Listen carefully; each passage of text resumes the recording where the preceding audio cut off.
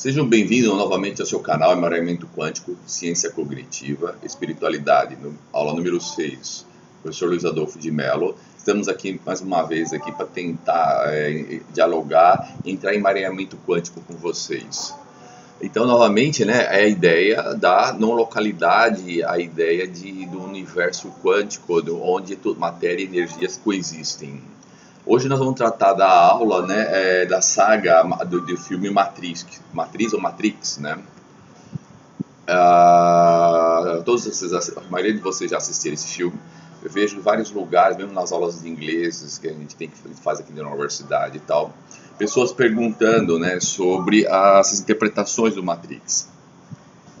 Nós vamos fazer aqui a interpretação da Marilena Chauí, puxando um pouco para o nosso lado, obviamente, né, da espiritualidade, mecânica quântica e filosofia. Então, eu vou pegar aqui essa explicação via convite à filosofia da Marilena Chauí, o Cabayon, de Hermes Trismegisto. O que seria o telefone, então, né? O que seria a matriz, né? O que seria o telefone, né? Então, no filme Matrix, Neo é levado pelo guia Morfeu para ouvir o oráculo, né?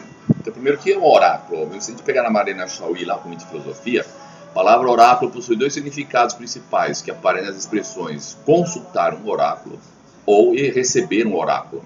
No primeiro caso, significa uma mensagem misteriosa enviada por um Deus como resposta a uma indagação, né? Você consultou um oráculo feito por algo humano. É uma relação divina que precisa ser decifrada e interpretada. Então, por exemplo, existiu o sacerdócio, né? As pessoas tal, que interpretavam as informações que vinham, né, do oráculo. Também tem ele significa uma pessoa especial que recebe a mensagem divina e a transmite para quem enviou a pergunta à divindade, deixando que o interrogante decifre e interprete a resposta recebida. Entre os gregos antigos, essa pessoa especial costumava ser uma mulher e era chamada Sibila. No judaísmo, esses eram os profetas. Lembram lá?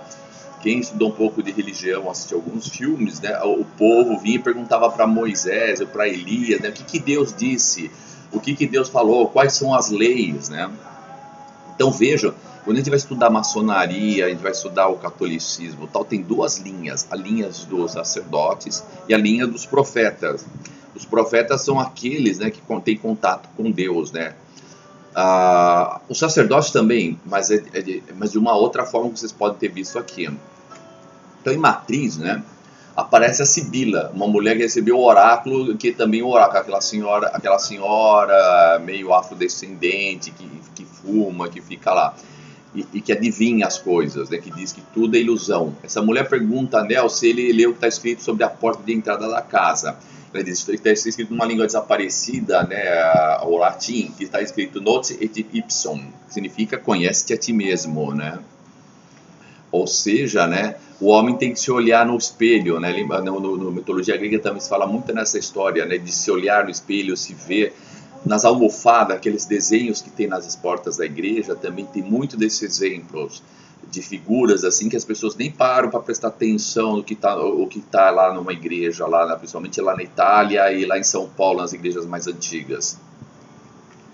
Por que os personagens do filme é um filme que Neo é escolhido? Então vamos lá, Neo. De novo, como que a gente faz? O filme fez a moda da religião, a moda da filosofia. Cada nome tem um significado, né? O novo renascido, aquele nascido em Cristo, nasce em Cristo, tal, e Deus iluminará. Morfeu significa forma, o criador de formas, o moldador de sonhos, ou Deus grego dos sonhos, né? Então é o Morfeu que tira as pessoas do sonho e põe na realidade e vice-versa, né? Na mitologia grega, Morfeu era considerado o deus dos sonhos e filho de Hipnos, deus do sonho. O evangelho acorde dentre os mortos e Cristo iluminará. No budismo e no hinduísmo, né, o caminho do Siddhartha, né, de saída do mundo. Por que ele pensava por conta... A resposta, então, por que o Neo é? Porque ele pensava por conta própria, porque ele era um pirata eletrônico, era um hacker. Ele conseguia decifrar os programas e criar os próprios programas, ou seja, ele pensava por conta própria, ele era o filósofo. Então, na Marilena Chauí, ela usa essa metáfora, né, da matriz para explicar o mito da caverna e o que é fazer filosofia. Então, ela já começa com o mito da caverna, né, que segundo Platão, o nosso universo seria um universo sensorial ilusório, e a realidade estaria por trás das ilusões, né? Em ciência moderna a gente fala que a gente raciocina por concepções alternativas, concepções espontâneas, aquelas que são criadas no nosso subconsciente, na memória, nossa estrutura cognitiva, pela nossa interação pela sensorial com o universo, ou seja, são os observáveis.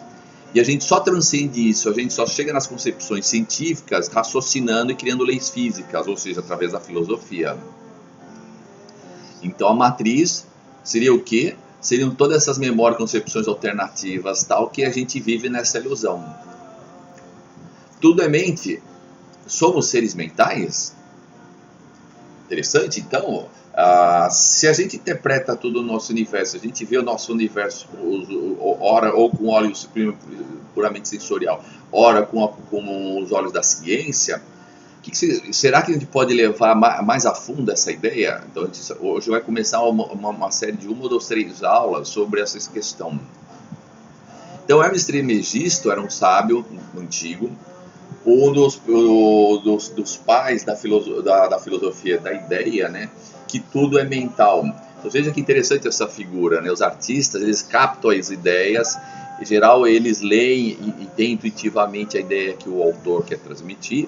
Vejo que aqui em cima, né, você tem de novo, né, uma dualidade, né?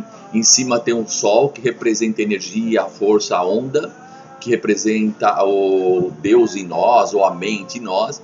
E embaixo o homem mundano, o homem personalístico, o homem sensorial. Então, né, veja, né, que no nosso filme tinha essa figura aqui que ficava vigiando, né, tudo que acontecia na Matrix para corrigir os problemas, né? Depois ele foi se multiplicando, né? São as ideias fixas, são as manias e assim por diante, né? Depois a gente vai ver em Gazinaga lá como que funciona o nosso cérebro. Nosso cérebro trabalha em paralelo, né? Não temos um eu dominante. Então, Cabayon é um livro antigo, né? Só vou citar eles aqui para, de repente, é interessante vocês estudarem, só para vocês perceberem que as ideias são modismo, né? As mesmas ideias que vocês estão estudando agora, e nós estamos estudando em mecânica com espiritualidade, todas essas ideias que estão sendo jogadas na mídia, na internet, elas são mais milenares, existem há mais de 4.000 anos atrás, só estão recebendo uma roupagem nova e sendo interpretadas segundo uma nova linguagem. Então eu estou passando um pouco dessa linguagem para vocês. Eu não sou melhor do que nenhum de vocês dentro desses sites aqui ou dentro desses cursos, tá? A única coisa é que eu tenho uma formação de físico e uma formação hermética. Então não se sabe direito se o Cabayon foi escrito por uma pessoa, 3 pessoas, se o Hermes Trismegisto era uma pessoa, se ele era uma escola, um grupo, né? Da mesma coisa que os problemas que se tem com a origem, né, dos artigos de Shakespeare e assim por diante. O ensinamento do Cabayon se baseia na sabedoria hermética, que são 7, né? A lei do mentalismo, que é o que nos interessa mais agora, a lei da correspondência, a lei da vibração, a lei da polaridade, a lei do ritmo, lei do gênero, lei de causa e efeito, que a gente vai ler rapidinho sobre isso aqui. Então, né, espero que com essa aula aqui, né, o nosso amigo aqui, né, você tem 2 pílulas, né? Uma pílula que vocês vão ver no mundo sensorial, concepções alternativas, e a outra pílula vocês vão viver no mundo significativo, científico, e vão perceber, né, que tudo é maia, né, tudo é ilusão, como diz os hindus. Percebe que todo esse conhecimento está premiado em toda a filosofia da humanidade, em toda a nossa cultura? Então, o todo é pura consciência e mente criadora, o universo é mental. Então, o universo é como um grande pensamento divino. É a mente do ser superior que, ao pensar, cria tudo que existe. A criação surgiu a partir da ideia da mente divina. A nossa mente está ligada à mente divina que contém todo o conhecimento. Toda a criação parte da pura consciência divina. Então, o Hermes Trismegisto, analisando tudo que a humanidade fazia, se queria modificar a natureza, o homem tinha que criar prédios, construções. Então, os homens eram arquitetos e eram feitos à imagem e semelhança de Deus. Os hinduístas, os religiosos, dizem que quando a gente chega lá no mergulho no divino, a gente atinge esse conhecimento universal. Será que isso é verdade ou não? Será que dá para provar isso? Assim como é em cima, é embaixo, né? O dentro reflete. Essa é a lei complementariedade, né? Ou seja, está tudo emaranhado. As leis que regem o universo também regem a nossa existência.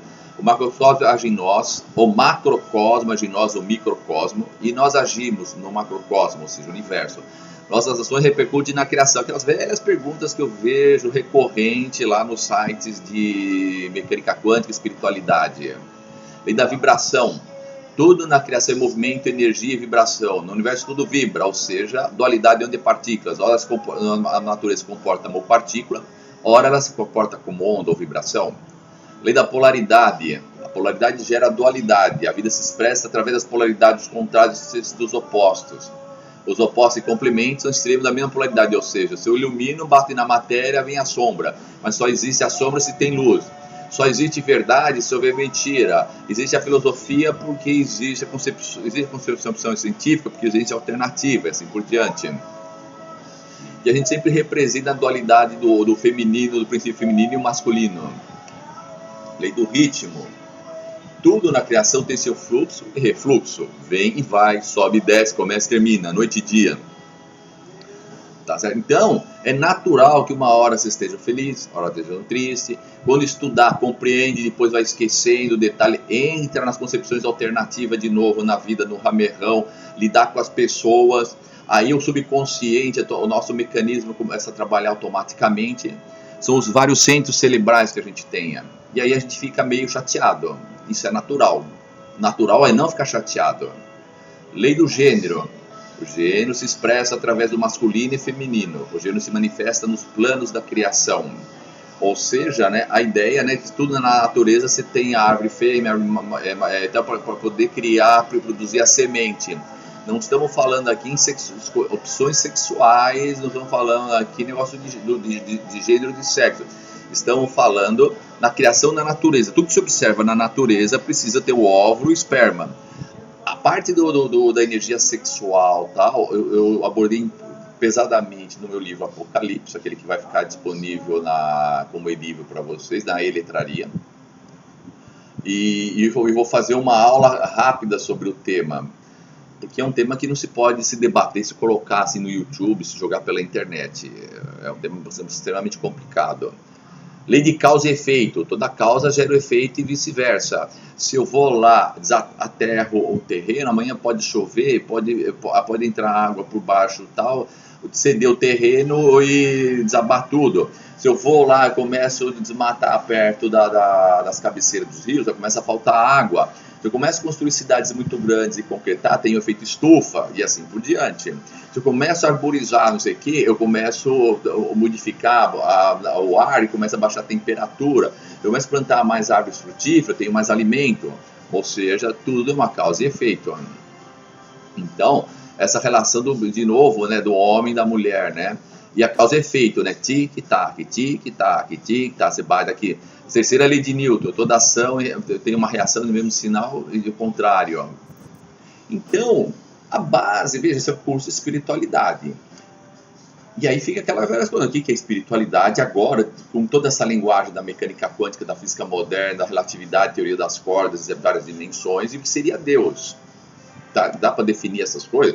Então, os caminhos da iluminação, vejam, é o caminho da educação, a concentração, e a meditação e a adoração. A música, né? Eu ponho música de fundo para vocês perceberem que tem que ter emoção, tem que ter sentimento. Ó. Será que é real o tal do mergulho no divino? Vejam, esse ensinamento, eles estão acompanhando a humanidade há mais de 5.000 anos. Como eles estão acompanhando há mais de 5.000 anos, provavelmente tem algum fundo de verdade. E qual seria essa verdade?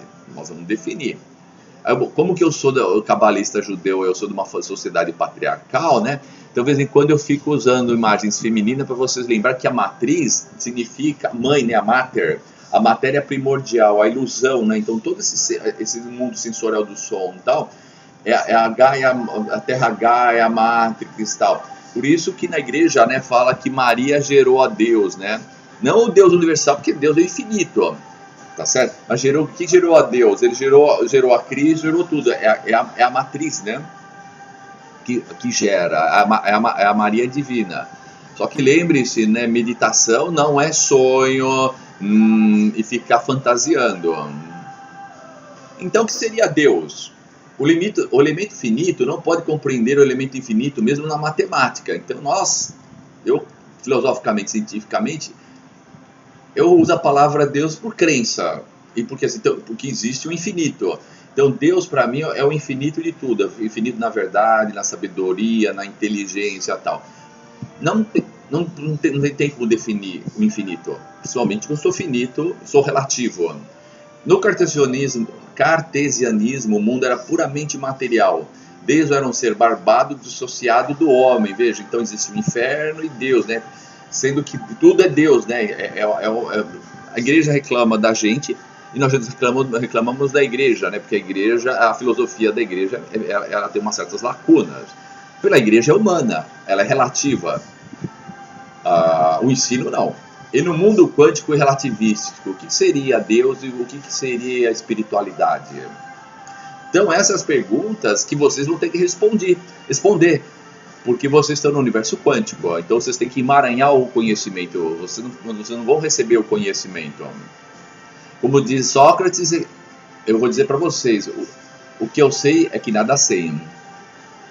O nosso momento quântico, para essa aula não ficar muito chata, é verdade absoluta não. Então, pessoal, esse canal é patrocinado por Cachaça 51 Encarnações, pelo whisky Walking Circles, e mensagem do Anjo Gabriel para vocês. Se não gostaram dessa encarnação, não conte para os outros. Se não gostaram dessas aulas, também não conte para os outros. Está muito difícil achar espírito certo que queira encarnar aqui. Assista essa aula e voltem sempre.